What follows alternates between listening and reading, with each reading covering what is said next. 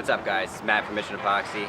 Today we are in sunny Massapequa and we're going to be doing a showroom floor for a homeowner, and he pretty much said I could do whatever I want, so we're going to go crazy with this floor.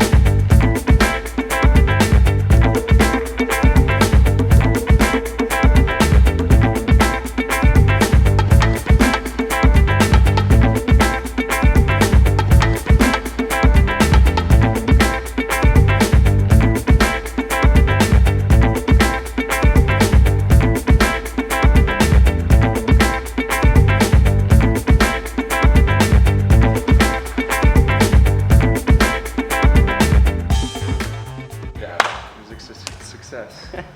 Last floor we ruined. So that's a wrap for day 2. So today what we did was we applied metallic epoxy. We put it down about 50 square feet per gallon. We put about 13.5 gallons down on a 550 square foot garage. We put a base coat of silver, and we applied dark gray and blue. We swirled it around, and that's that. It came out pretty good.